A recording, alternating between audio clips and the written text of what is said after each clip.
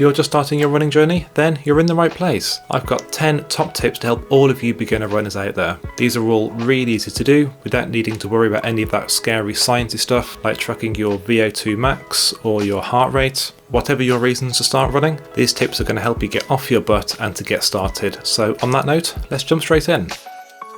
First and foremost, start slow and gradual. It's essential to allow your body to adjust to the new demands of running, as you're going to be putting increased stress and impact through your muscles and through your joints. An easy way for you to get started is to use the run-walk method. So you would run for a few minutes, and then before you get tired, before you get worn out, slow that down to a walk, and then walk for a few minutes, and when you're ready, pick that back up into a run. And if you repeat this, it will allow your body to get used to the movements and used to the stress in a much easier way for you to handle. Investing in a proper pair of running shoes is also absolutely essential. You can do this easily online, but I would recommend going into a dedicated running shop where they can do an assessment on your running style, your gait, how your feet work, how your posture works when running, usually by putting you on a treadmill for a couple of minutes, and it's really easy to do. They can give excellent guidance to help get the correct pair of shoes for you. If you've got any running stores nearby, check their websites. It usually will say on there what they offer, and most dedicated running stores will offer this, as the right shoes for you can prevent injuries and also enhance your overall running experience.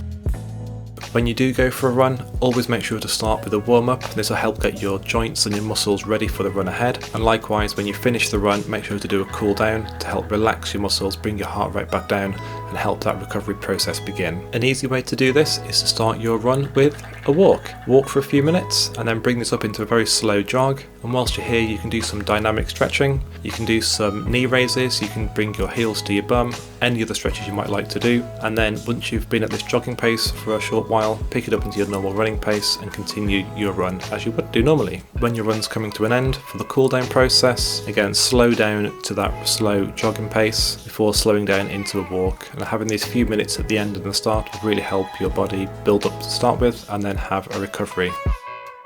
If you've never ran before or you've only just started out, really make sure to listen to your body. You will experience some discomfort, some very mild pain, just whilst your body's getting used to these new movements and new stretches and the impact that goes through your joints. But generally this is completely normal. Most people will feel these discomforts when they first start out, but if you do feel increased pain beyond this level of discomfort, please make sure to listen to your body. If you need to stop your run wherever you are, make sure to do so. There's absolutely no shame whatsoever in walking home, but it's really important to listen to your body, stop when there is pain, because you don't want this to lead to injuries.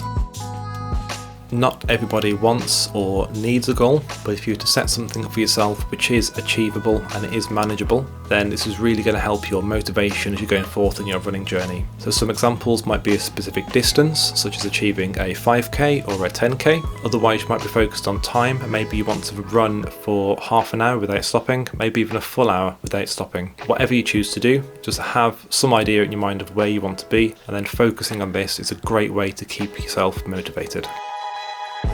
We've all been told that variety is the spice of life, and it's the same with running.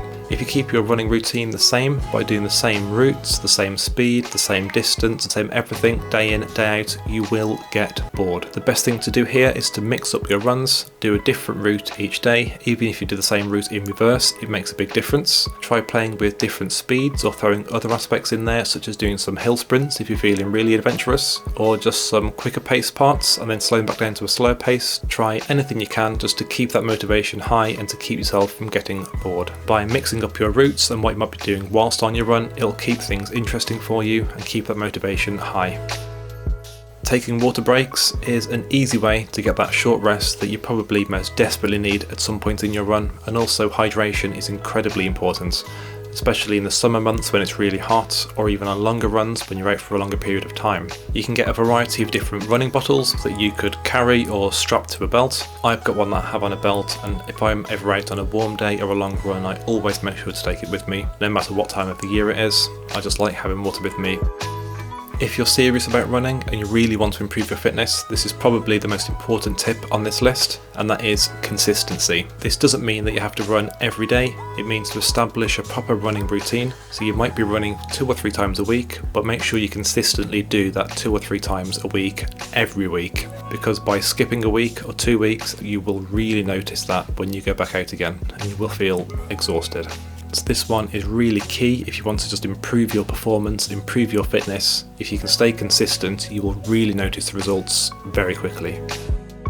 Having a good rest is just as important as the run itself if you want to improve your fitness and your health. Getting quality rest allows your muscles to repair and to grow, and also allows your tendons and ligaments to recover from the strain that you're putting them through, especially in the early days as they're not used to this and they need to get stronger. So incorporating rest days into your running routine is very important. Make sure to get some good quality sleep every night, so whether that be 7, 8, 9 hours, whatever works for you. You want to make sure that you're eating properly as well by fueling your body with carbohydrates, proteins, vegetables, which will really help that recovery process, which is fundamental when you're first starting out, but also through the rest of your running journey.